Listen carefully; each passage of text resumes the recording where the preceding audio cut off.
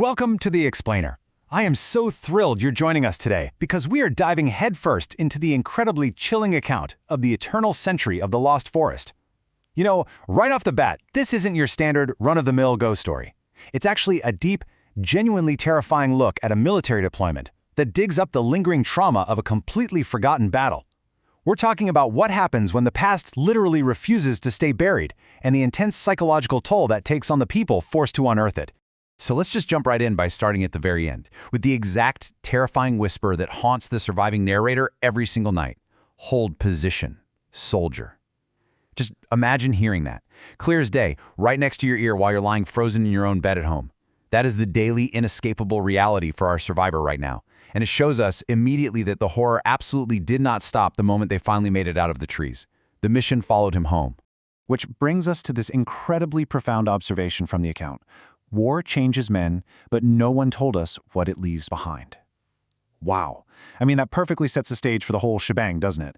It's a stark reminder that while the physical combat might eventually stop, and sure, the treaties get signed, the psychological remnants, the literal ghosts of conflict, they survive long, long after.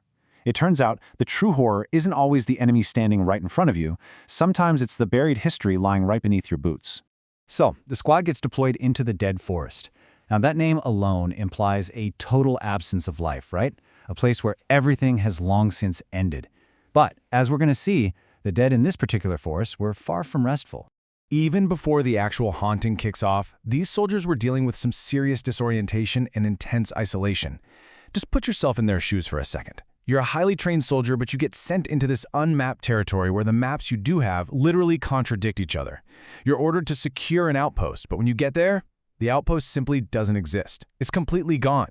So essentially, command has dropped this unit into a total void. They are completely detached from known reality before a single supernatural thing even happens. As you can guess, the atmospheric tension from all that isolation is just off the charts. And then, the dead silence of the woods is violently broken, not by gunfire, but by the discovery of an invisible battalion. The way this haunting escalated is fascinating because it happens with this grim, almost mechanistic inevitability.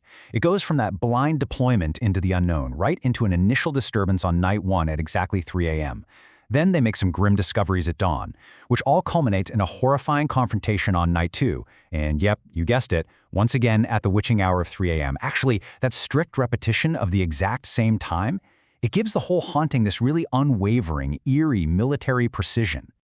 Let's talk about that first night. 3 a.m. hits and reality just utterly fractures. Private Hamid reports movement out in the pitch black. The whole squad naturally rushes out fully armed, completely expecting a tangible, living enemy. But instead, they find perfectly formed boot prints, just dozens of them, marching in absolute perfect formation right past their tents. It's like an unseen unit just walked straight through their camp without making a single sound. The strict, unyielding discipline of those tracks is just, well, it's deeply unnerving to say the least. When dawn finally breaks, they follow those mysterious tracks, and that's when things slow down. Because they start unearthing these grim, tangible pieces of a totally unremembered war. We're talking rusted helmets, broken rifles, and the bones of forgotten soldiers. Those invisible boot prints from 3 a.m. led them directly to this hard physical proof. So this definitely wasn't some shared hallucination brought on by stress. There was an actual, completely undocumented slaughter that took place right there in the dirt. And the squad suddenly realizes they are literally walking over the bones of men that history deliberately erased. Which brings us right to the absolute climax on the second night. That slow, synchronized marching, it returns. But this time, it stops. And it stops in this suffocating, heavy silence. The relief unit had arrived. Out of that darkness, a voice echoes. It's cold, it's distant, and it commands them to hold position. Then, a single figure steps forward.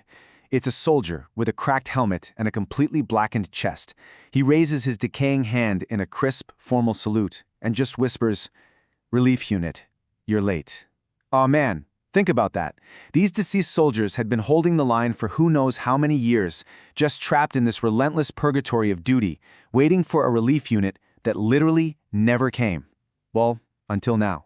And it wasn't just that one soldier. Suddenly, the entire forest fills with these figures.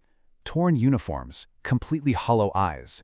You start hearing these overlapping whispers from hundreds of voices, all claiming they had held the line, desperately asking where the squad had been all this time. And then the ground actually starts to tremble.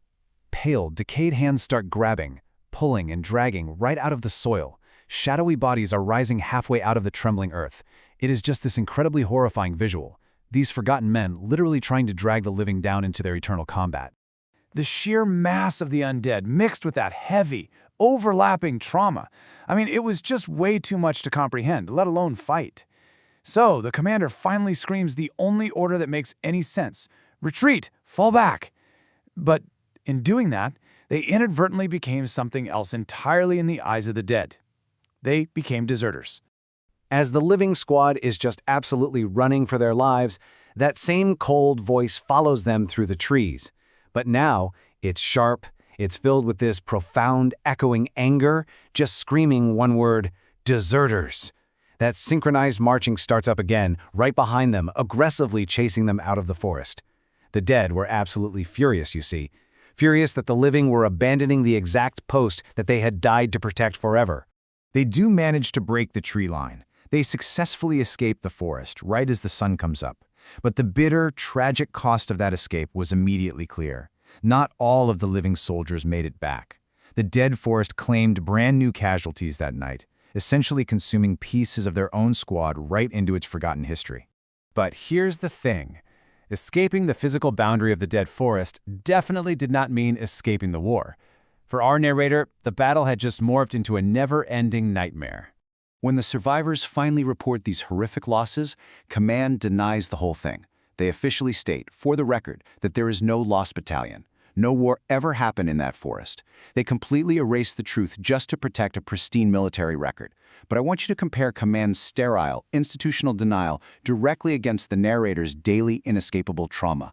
He knows the absolute truth. Why? Because every single night, right at 3 a.m., he hears those marching boots drawing closer. He hears the whispers right by his bed. He is completely isolated by a reality that absolutely no one in authority is willing to acknowledge. Which leaves us with this incredibly heavy realization and a final question that I really want you to ponder. When Command completely denies the past, does a war ever truly end for those who survive it?